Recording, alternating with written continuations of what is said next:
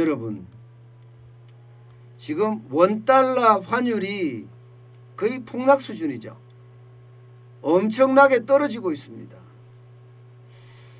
10월 21일 기준으로 보면요, 원달러 환율이 장난이 아니에요.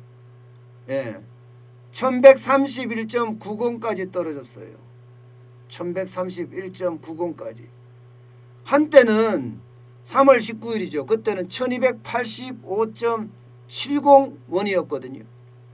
야, 그때만 해도 대한민국이 굉장히 어려워진다, 뭐 이런 이야기까지 나올 정도고요. 3월 2일까지는 그래도 1193.70이었습니다. 그런데 지금 떨어진 걸 보면 1131.80까지 떨어졌단 말입니다. 그러니까 이게 많은 사람들이 좀 걱정을 하고 있어요. 원달러 환율이 앞으로 어떻게 될 거냐, 이런 걱정 말입니다. 근데 기본적으로는요, 원달러 환율이 앞으로도 떨어질 수 있는 요인만 세 가지, 크게 세 가지가 있다, 그렇게 이야기를 합니다.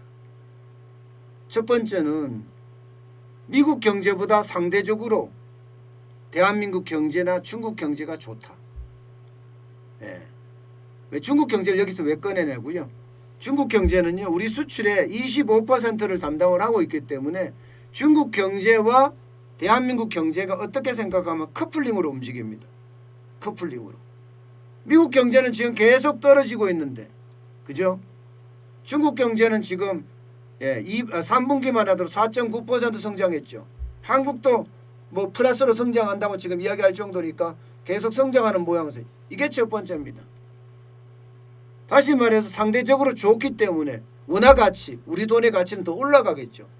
반면에 달러 가치는 떨어지고, 그렇기 때문에 환율이 변하는 거고. 두 번째, 달러를 너무 많이 풀어요. 달러를 너무 많이 풀으니까 미국의 재정 적자가 커지는 거고, 그죠? 달러의 가치는 뚝뚝뚝뚝 떨어집니다. 달러의 가치가 떨어지는 이유가 너무나 많이 풀기 때문에 떨어지는 겁니다. 마찬가지로 원화도 풀고 있습니다. 그러나 달러보다는 덜 풀고 있는 거죠. 달러보다는.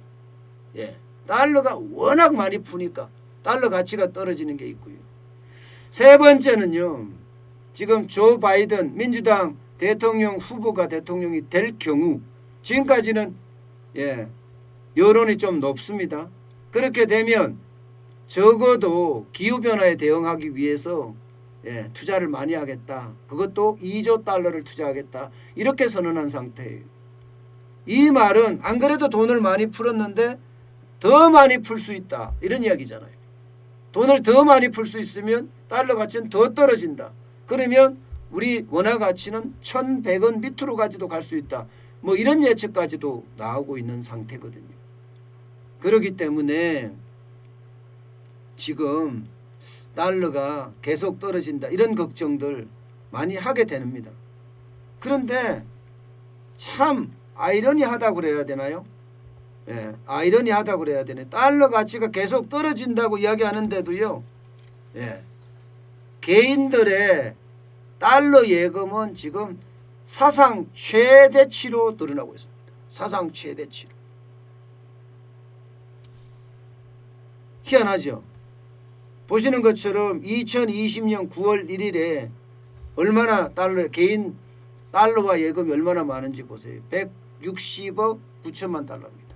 160억 9천만 달러. 지금까지 중에서 가장 많습니다. 2020년 1월부터 보더라도 1월 1일부터 보더라도 2020년 9월 1일까지 지금 가장 많고요. 이렇게 많았던 적이 없습니다. 단 한 번. 그러니까 사람들은요, 달러가 떨어지니까 앞으로 더 떨어진다고 해도 쌀 때 달러 미리 사두자, 이런 심리가 굉장히 확산되고 있다는 이야기예요. 점점 사상 최대치를 지금 경신하고 있을 정도입니다. 사상 최대치를. 그런데 실제로 9월 중에, 올 9월 중이에요, 거주자 예금 동향을 보면요, 거주자 외화 예금 동향을 보면 떨어졌어요. 31억 2천만 달러 정도 떨어졌습니다. 달러와 예금 잔액이 734억 7천만 달러입니다. 8월 말에는 765억 9천만 달러였거든요. 그때보다 31억 2천만 달러가 줄어들었습니다. 그런데 개인 달러와 예금은 늘었다. 이렇게 지금 보고 있는 거거든요. 160억 9천만 달러까지 올라갔으니까. 그죠? 그런데 여기에서 이제 아주 잘 생각해야 되는 부분이 있다. 달러가 진짜 줄었느냐, 달러와 예금이 진짜 줄었느냐 안 줄었냐, 이게 지금 악유가 좀 있어요. 왜 있나 하면요, 우리가 추석 연휴가 있었잖아요. 추석 연휴가 10월에 있었지만 아마 연휴에 대한 그런 게 있지 않았을까 하는 예상을 많이 합니다.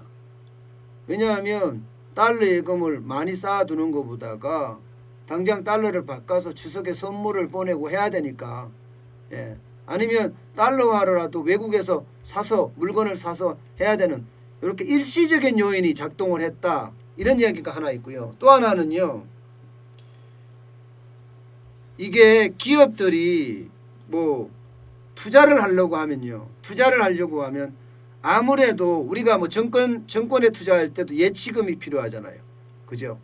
정권에 투자할 때 예치를 해놓고 이제 투자를 하잖아요. 그거와 마찬가지로 우리의 기관들이 해외 투자를 할 때 해외에다가 예치하는 것도 크다, 이렇게 지금 보고 있는 거예요. 그래서 그 예치한 기금이 혹시 여기서 빠져나간 것 아니냐, 이렇게 두 가지 요소를 보고 있습니다. 다시 말해서 두 개 다 일시적인 요인으로 빠졌다는 겁니다. 일시적인 요인으로. 그렇기 때문에 이거를 달러와 예금이 줄었다 이렇게 얘기하기는 조금 한계가 있다, 이렇게 지금 이야기를 합니다. 한계가 있다. 게다가 말입니다. 게다가 이런 것도 있습니다. 이게 외국에 유학을 보낸 자녀들이라든가 이런 사람들이 있는 사람이 많을 거 아니에요. 그러면 달러가 살 때 많이 사놓습니다.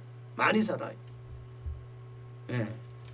어차피 보내야 되니까 뭐 1,000만 원, 2,000만 원 보내는 건 우습잖아요. 미국만 하더라도 학비를 엄청나게 많이 내야 됩니다. 한 학기당 아무리 적어도 3,000만 원, 4,000만 원 내는 것은 예산들이거든요. 우리 돈으로 말입니다. 그러면 그걸 바꿔야 되는데 지금 달러가 쌀 때 계속 바꾸고 있다, 이런 얘기예요. 이런 얘기. 그래서 개인의 어떤 달러와 예금은 계속 사상 최고치를 기록하고 있고요. 그 다음에 전체 달러 예금은 좀 줄어들고 있고, 그러나 전체 달러 예금이 줄어드는 것도 일시적인 요인이 많다, 이렇게 지금 분석하고 있을 정도입니다. 그러면 어떻게 될 거냐, 과연 사람들이 계속 달러를 살 거냐. 지금 시장에서는요, 개인들은 자꾸 분할 매수할 거라고 예상을 하고 있고, 기업들 입장에서도요, 지금은 결제 요인이 많아서 결제를 하지만 결국 증권회사 같은 경우는 예치금이 돌아오고, 그 다음에 기업들은 결제 요소를 줄이고 이러면 또 달러 예금은 오히려 더 늘어나지 않을까, 그렇게 지금 현재는 예측하고 있습니다. 달러는 좀 주고 봐야 되지만 항상 생각을 할 때는요, 달러는요, 한꺼번에 많은 돈을 사지는 마세요. 꼭 산다고 한다면요, 항상 분할 매수예요. 분할 매수가 굉장히 중요한 겁니다. 그래야지 이게 내가 위험을 조금 회피할 수 있는 수단이 되니까 반드시 참고를 했으면 합니다.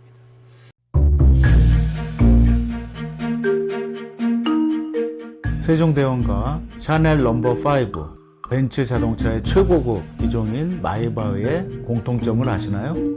바로 침향입니다. 침향이란 동남아시아에서 자생하는 침향나무가 상처를 입었을 때 스스로를 보호하기 위해서 분비시키는 침향나무의 진액입니다. 진침향은 태국산 침향과 러시아산 녹용, 그리고 국산 홍삼, 백봉령, 산수유, 당귀, 숙지향, 꿀로 이루어진 침향환으로 만성 피로나 또 스트레스, 기력이 저하된 직장인분들, 또 수험생들, 연세 드신 어르신분들이 드시면 좋은 환입니다. 진치명 여러분들께 자신있게 권해드립니다.